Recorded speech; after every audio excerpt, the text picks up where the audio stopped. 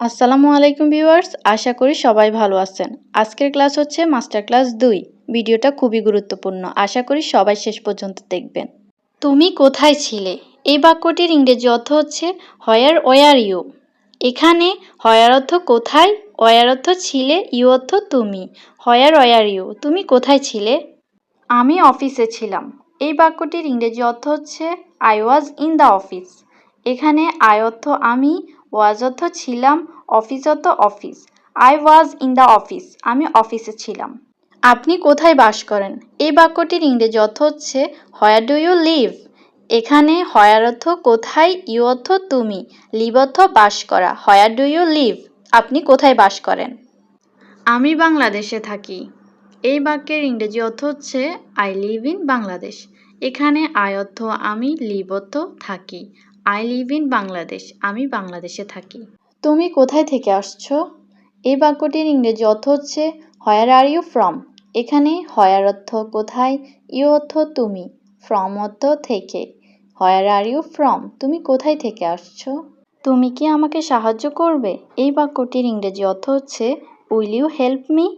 এখানে ইউ অর্থ তুমি, হেল্প অর্থ সাহায্য করা, মি অর্থ আমাকে। উইল ইউ হেল্প মি, তুমি কি আমাকে সাহায্য করবে? অবশ্যই আমি তোমাকে সাহায্য করব। এই বাক্যটির ইংরেজি অর্থ হবে of course I will help you. এখানে অফকোর্স অর্থ অবশ্যই, আই অর্থ আমি, হেল্প অর্থ সাহায্য করা, উইল হেল্প সাহায্য করব, ইউ অর্থ তোমাকে। Of course I will help you, অবশ্যই আমি তোমাকে সাহায্য করব। তুমি কি ইংরেজি বলতে পারো? এই বাক্যটির ইংরেজি অর্থ হচ্ছে ক্যান ইউ স্পিক ইংলিশ। এখানে ক্যান ইউ অর্থ তুমি কি পারো, স্পিক ইংলিশ অর্থ ইংরেজি বলতে। ক্যান ইউ স্পিক ইংলিশ, তুমি কি ইংরেজি বলতে পারো? সামান্য তবে খুব ভালো না। এই বাক্যটির ইংরেজি অর্থ হচ্ছে little but not very good. এখানে লিটল অর্থ সামান্য, বাট অর্থ কিন্তু, নট অর্থ না, ভেরি অর্থ খুব, গুড অর্থ ভালো। Little but not very good, সামান্য তবে খুব ভালো না। তুমি কি ইংরেজি শিখতে চাও? এই বাক্যটির ইংরেজি অর্থ হচ্ছে do you want to learn English. এখানে ডু ইউ অর্থ তুমি কি, ওয়ান্ট অর্থ চাওয়া, লার্ন অর্থ শিখা, টু লার্ন অর্থ শিখতে। Do you want to learn English, তুমি কি ইংরেজি শিখতে চাও? হ্যাঁ, আমি ইংরেজি শিখব। Yes I will learn English. এখানে ইয়েস অর্থ হ্যাঁ, আই অর্থ আমি, উইল লার্ন অর্থ শিখব, ইংলিশ অর্থ ইংরেজি। Yes I will learn English, হ্যাঁ আমি ইংরেজি শিখব। এটা কেন গুরুত্বপূর্ণ? Why is it important. এখানে হোয়াই অর্থ কেন, ইট অর্থ এটা, ইম্পর্ট্যান্ট অর্থ গুরুত্বপূর্ণ। হোয়াই ইজ ইট ইম্পর্ট্যান্ট, এটা কেন গুরুত্বপূর্ণ? এটি যোগাযোগের জন্য গুরুত্বপূর্ণ। It's important for communication.